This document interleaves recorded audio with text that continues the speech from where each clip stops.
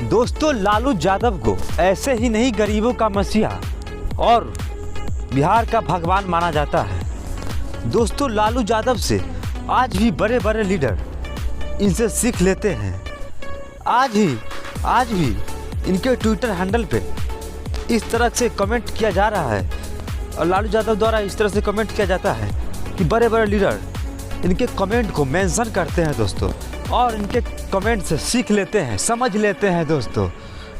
हाल ही में जब जातिगत जनगणना को बंद करवाया गया था तो लालू यादव ने इस तरह का कमेंट किए थे कि विरोधियों को फटी पड़ी थी।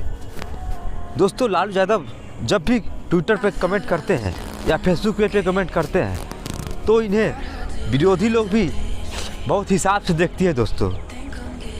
इनकी बातों में दम छुपी होती है। माना जाता है कि लालू यादव अगर पुराने अंदाज में आ जाए तो बिहार में कोई विरोधी ही नहीं रहेगा दोस्तों। लेकिन अब तो उनकी उम्र भी हो गई और पता नहीं बिहार में ऐसे नेता फिर से पैदा लेंगे या नहीं लेंगे दोस्तों। लालू यादव को बिहार का शेर, बिहार का मसीहा, गरीबों के लिए भगवान कुछ भी कह दें कम पड़ जाएगा दोस्तों। लेकिन यहीं पे कुछ चंद लोग इन्हें भला बुरा कहते हैं। खैर, कहने वाले के लिए तो कुछ भी कहें। आप लोगों की क्या राय है, आप हमारे कमेंट सेक्शन में बताएं।